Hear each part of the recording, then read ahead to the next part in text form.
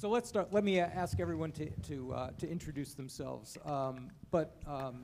Yeah, let's just start with personal intros, and then I want to get into the issues. But go ahead, Brent. Brent Christensen. I'm with Overstock.com. I'm the director of database marketing, which is over lifecycle, a little bit of CRM, and push, which is SMS, app push, browser push, stuff like that. Hi, I'm Manali Gupta from Visa. First of all, I just wanted to say thank you for having us here. It's been a great session so far. I manage customer relationship management, which includes a lot of our email marketing and programmatic and sort of driving change. I love the word that Sheila used earlier as an ecosystem, and I'm happy to be here. So. Hi, I'm Charlotte. I'm from Virgin Holidays. I work in the CRM team. So our team covers everything from the data collection to the pushing the press button. So yeah, a wide range of day-to-day role. So you each represent very different categories of product and ways of interacting with customers. So why don't we start at the top of the idea broadly and abstractly? What does a customer-first approach mean within your category and for you and how you're trying to implement it? So for us, customer first is an interesting topic. And the reason I say that is because a lot of times people will say that you might have to sacrifice the CTAs or the transaction in order to give a long-term vision or relationship with the customer. We're in a special circumstance where we're hyper growth right now. And so not only do we need to convert every single person that visits our site, and so therefore we're pushing the CTAs, we need to do that with more personalized content to increase the conversions. And the best way of doing that is by having a centralized CDP and then using the correct channel at the right time. And by the way, Brent was here. For those of you who are veterans of the summit, Brent was here last time and actually talked about how he is building this system, and we'll talk a little bit about how that's going as a follow-up. Manali? Yeah, so Visa has a little bit of a different business model. For us, customer first is really a shift in the way that the organization has done business traditionally. We have what we call a four-party model where we have Visa, we have issuers, we have merchants, and then we have the customer. And traditionally, the issuers and the merchants have always had the direct relationship with the customer. Visa has always kind of sat in the background of all of those things. Over the past couple of years, we launched a product called Visa Checkout Online, which some of you may know of. You see it when you go to a merchant site and check out. That was really our first foray into the direct-to-consumer relationship, and that's actually when we started launching email. So email is while Visa has been a company that's been in existence for a very long time, this whole concept of direct-to-consumer and email as a channel is relatively new. Mm-hmm. So when we think of customer first, it's really a paradigm shift in the way that we're doing the business. And we'll go into further how that's sort of shaped. But. Okay. Sure. At Virgin Holidays, I think we're a bit different from your average kind of company. We've always been customer first, very much sending people where they want to go with relevant content all the time. Destination, I think for us, is the most important piece, knowing where you want to go on holiday. Yeah, like Visa, it's very new for us, trying to take that data all together and give them the best possible journey. Yeah. What's the key challenge for each of you in bringing this idea to life and really making this a customer-centric experience? Go ahead, Brent. So for us, it was finding the right technology and putting it in place, and the data. Having those joined together. Technology is essentially the plumbing, and then data is the actual flow of what you need to go through, and then finally the execution, once normally facilitated by the technology. Those three things have been the Why don't you challenge. sort of give us a thumbnail of what you guys built? So, and originally we actually built it in-house. Our automated system that I'm particularly talking about, which is going to be your bound site, cart, search, all the automation, including our back end that renders real-time on open. we built in-house. The toughest part about that is we gave a lot of the control to the developers, which wasn't a bad thing at the time. We had a small team, and it worked out great. As we've grown, though, it's become to where, to make any changes, we've had to submit a ticket, essentially, to get anything done, and it's obfuscated the marketers from the real work. And so we came to the decision of build or buy, and right now we're testing out a number of different technologies to once again return the power of this really robust and deep technology to the marketers. And so that will be the technology, once again, is the plumbing, making sure that everything gets connected through the CDP, and then a platform that can send that out. And that's the first and the last, like I said, the plumbing and then the actual execution. And then in the middle is the data. And that's facilitated with a CDP and then connecting everything through the site and then any other channels that'll go through. From your perspective, what's a good example of the sort of email messaging you do where you think you're really putting you're taking this broader and deeper view of the customer and putting the customer first as opposed to necessarily the immediate returns on, say, a CTA? That would be it's really, there's not really a great example of it in a specific campaign. And I know it sounds like you don't like that word from earlier, but it's really across the board. I think that the best way of describing it is in the way that we're executing now, which is really the platform specific. And what I mean by that is which channel we're going to be using. And so someone that's really specific, or something that's really specific for the customer as opposed to the CTA, is how we're representing the message. And what I mean by that is whether it be in an email or an SMS or an app push or a browser push or even an in-app or an in-web message. So all those different channels, we get to choose from that nowadays. And we're actually changing our paradigm to where we're no longer an email team, we're a push team. Because all those are different versions of a push where it's coming from the company to the customer as opposed to like an SEO search or a paid search. We're pushing this message, and which channel you choose is the best way that we're feeling that we can represent that. Okay, well, I think that's important, that in certain categories, when we're talking about customer first, often that means the channel choice is where you're putting it first, where they want to be contacted. And in your case, it's very transactional, you're pushing them and moving them to a sales, you're giving them opportunities. So that's where the value is created, is in that process. Manali, how about you, in terms of the challenges of putting this into implementation and the kinds of examples that you might be able to say? So I would reiterate a lot of what Brent said. Data is extremely critical. And it's not just having the data. Again, company like Visa and all the folks on this panel, and in addition to all of you there, have a ton of customer data, right? I think the challenge is having a 360 view of your customer and utilizing that data in a very relevant way. I think channel interactions are extremely important, but again, Sheila's presentation really resonated with me because the way that we're looking at it is, the content and the narrative is just as equally important, and that will vary by the customer. It also varies by the stage that the customer is in, right? So using myself as an example, I may fall into a specific persona or a specific group at one point in time, and a few weeks later, a year later, I may be a very different customer. So I think being in tune with your customer based on the behavioral implicit and explicit data points that they're sharing with us is extremely important. And then doing it in a way that is authentic to your business. So you can't, I think a lot of companies will just want to leverage the data in any way possible.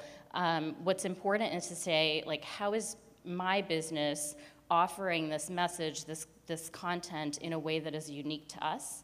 And then taking that customer feedback and constantly kind of iterating on it. So what are some examples of the kinds of messaging you're doing for the particular Visa product that you were talking about? Yeah, so we're in the exploration stage at Visa. This is something I've done like in past lives, but so I've only been at Visa for several months now and sort of ramping up there.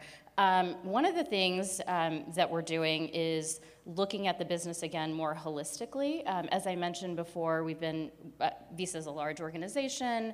Oftentimes organizations can be very siloed in the way that they approach their customers based on the department that they're in, the product that you might be supporting. There are a number of different ways, and this happens, across a number of companies, not specific to Visa.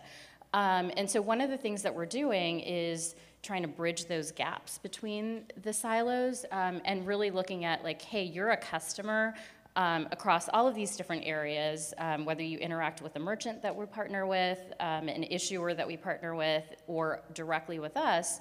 And for example, a campaign that we've recently implemented, highly manual, a lot of operational work that went around it, but was to sort of look at these data pieces across these various entities and deliver a campaign. We did a back-to-school campaign back in July that leveraged behavior that was happening on our merchant sites, and then tailored the merchant experience to the customer based on the preferences that the customer had.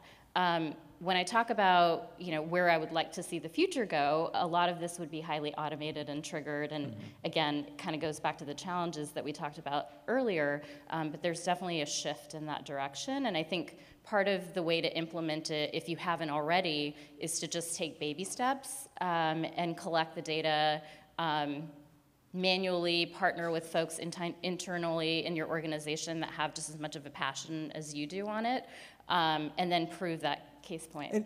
It sounds, to underscore a point, this 360 view of the customer, when we say that, we really mean, again, and this is a theme that's coming out here, is an understanding of their experiences, not just with us, but with others. And in your case, and we're going to see some more of this over the next couple of days, there'll be some presentations that tie into this, using your partner's data to understand how they're interacting with your partners and then feed that into what you're doing. Correct.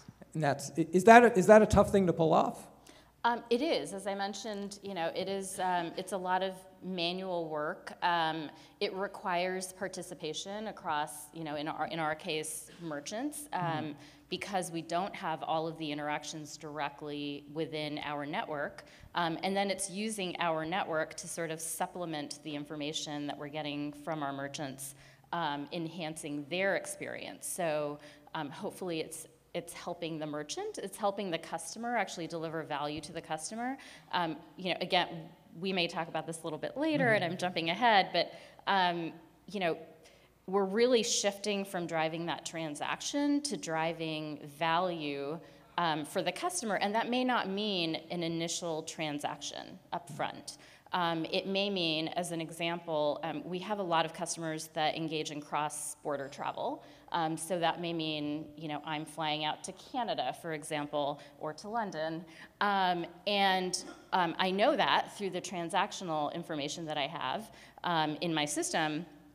But what are some of the things that are valuable to the customer in that experience, right? Wouldn't it be great to know what restaurants are there in London when I get off the plane? What's the weather like? Where can I get, currency exchange? There are a lot of added value things that aren't directly tied to the transaction, but can obviously enhance the customer's experience so that the next time they do look to make a transaction, they're thinking about your business. Charlotte, so originally you mentioned channel, and channels are a huge thing we all like to experiment with, but really email is king, in our company especially. For us, instead of building like you have in-house, we've partnered with a lot of what we believe are the best in the business. So we work with MoveLink to get our content right. We work with Phrasey to get our tone of voice and our subject lines right. We work with Adobe to make sure our data's correct, and we're giving the best possible to our customer through our technology. And I think as a department, from a CRM perspective, that's how we've managed to grow.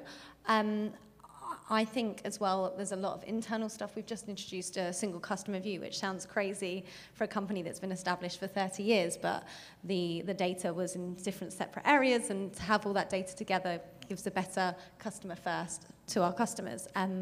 Also, we're split between service messaging and marketing communications, which I'm sure is the same for you guys. And being able to separate the two, but also understand that marketing is also useful rather than we're just pushing trading needs at you all the time is a massive, massive thing for us. I'd like the two of you Yeah. to engage that question of the trade-offs between the marketing and the for service us, sides.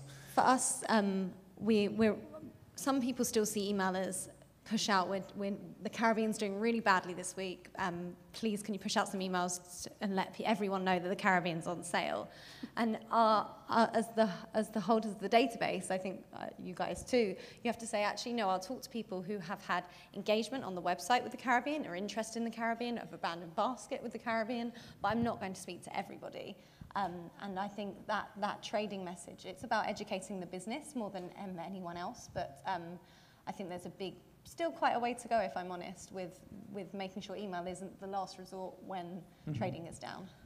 Yeah, I think I'd agree. So, I think the other way to say it is like we're the gatekeepers for the customer. And you do run up against challenges. I think education in your organization is extremely critical. It's easy, I think oftentimes we all probably get this where, oh, well, that email should just be really easy to populate and make it personalized, right? And we all know that it takes the data integration and the content integration, and there's just a number of things that happen behind the scenes to generate this email that people look at for 3 seconds. And so to your point, it does often become the sort of the last channel of resort as opposed to the first. So I think, being the gatekeeper is extremely critical. I think, going on, again, internal road shows and helping people in different departments that may not be directly tied to the end product or even if they are, don't necessarily understand the way that they're directly tied to the end downstream product is extremely critical. But yeah, it's still a work in progress for most of us. But that's how sort of we've dealt with it. I think the internal roadshows are a really good idea. We at Virgin are very into making sure every person who works in the company understands what we're doing, why we're doing it, and while they're on board. We do a lot of internal promotion, going around doing workshops to ensure people know what's going out, especially call centres. The retail staff may not understand why we've asked them not to contact the customer for 60 days after they've gotten home. But we've got a beautifully designed journey for them, and they've got to understand and be hopeful that what the research we've done and conducted and will work. I wanted to tack on just one other comment that you mentioned earlier. I think the technology partners, many of whom are in this room, are extremely critical in terms of driving our success. And so while some things may not easily be able to be implemented in-house, I think by leveraging some of our partners, some of whom are here today, it helps drive that story. And it helps the company also understand that, there are best-in-class solutions, many of whom are here today. We don't need to recreate the wheel internally necessarily all the time. We can leverage sort of all of these partners that we have in the space and still accomplish the same goal. So I think that having technology partners as an extension of your company as opposed to like a separate entity is really important. Brent, did you have to build consensus internally to Yep. make all of this work? And tell us a little bit about that process and what you learned about how pulling it off. Well, it's really, the roadshow, what was that? Roadshow. Roadshow, yeah, some similar concept, where we would, as we grow, we're taking more and more of the pie, and what I mean by that is we're setting up these different channels, and we've had to talk to the different channels. And what I mean by channels, we call them channels: the paid, the search, the CRM, the push teams, the email teams. All this we've had to get consensus for sure. And not only that, when you really want to integrate site-wide, which is we have no brick and mortar, we're just in e-commerce. We're a pretty big site, but anyway, I didn't want to minimize it. Anyway, to go across the entire site and to get each interaction is really important. One of the things that we have to do is, unfortunately, we don't have the luxury of the third parties, which would be great. We would love to be able to use that data. Unfortunately, we can't. The only place that we have is from our site. And so the CTAs not only drive transactions, they drive engagement. And so with the site and the emails, and that's the data that gets fed into the CDP. And you know, earlier you had asked the question about what we're doing to personalize, and I kind of take it for granted now because the engine that we've built that internally that we call LiveRex, that was built by and is still being perfected, is all automated. And what I mean by that is the content is automated. So this data, it's not just about what channel they want, but on open time, the customer will get exactly what they're looking for. So for an example, if somebody clicks on an abandoned cart, so they click on a cart, they add to cart, they abandon that, but the purpose of the email shouldn't be an abandoned cart because of our algorithms and what have you. Favorites is really what they want to do, everything that they've clicked to favorites. The email and the subject line won't be about the abandoned cart. That'll be the purpose, but not the content. And all of that's now automated with our internal house that I totally take for granted now because of the technology, and it's really working out pretty smoothly. How did you learn that little trick? Realizing that the abandoned cart message isn't really what they wanted to see, but maybe something related to it that had the same purpose. It's really just the internal talking and testing, because you come up with the idea of, for some people, abandoned carts are great. That's what they want. They use their cart as a real expression of intent to buy, and other people use it as a placeholder. And it depends on every customer. And so for that specific customer on open time, what's going to be the most engaging message? I want to go ahead, Sean. I was just thinking, we were having a conversation last week, we're redoing our abandoned basket emails, and I was saying, do you think people now do it on purpose because they know that they're going to get that 10% discount, or do you offer it to them then, or do you offer it to them further down the journey? At what point do we start playing them rather than them playing us? That's such a good question, and we don't have coupons in our abandoned cart for that very reason. We have coupons everywhere else, though, so yeah. I want to open it up to questions, if any of you have any questions of the panel.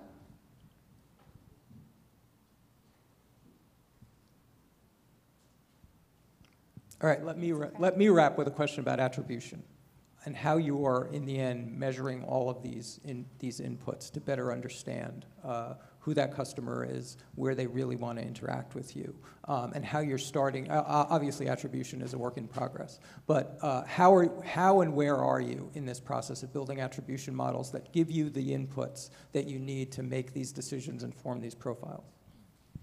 So Manali said it earlier about the technology and getting it integrated across the board, and having the right technology in the right place in-house is key, and having that go throughout all of your different channels is really where attribution goes, and having that, I keep on saying CDP, but really it does help a lot having a central location for all of your data.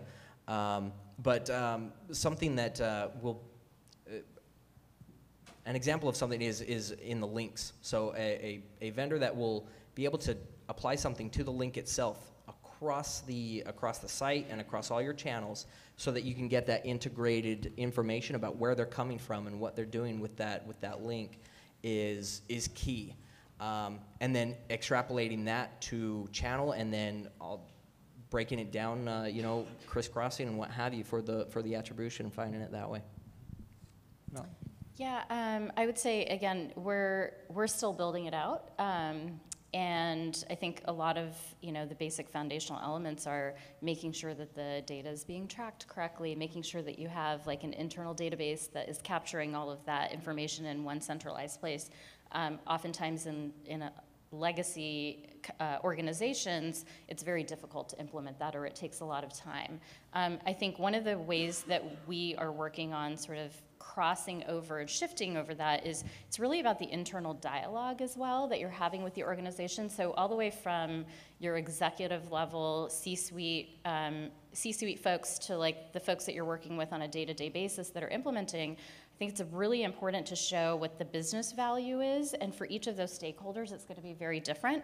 But I mean, fundamentally, attribution is going to not only deliver a better experience for your customer, it's also going to allow you to spend your marketing dollars more effectively, right? So that rings a lot of bells to folks all around the organization. So I think if you can show that by delivering small use cases and proofs of concepts, and showing the value to the business, and ultimately saying, hey, you know, at any given point in your journey as an organization, not just as a customer, you're going to have to spend, you know, X amount of dollars.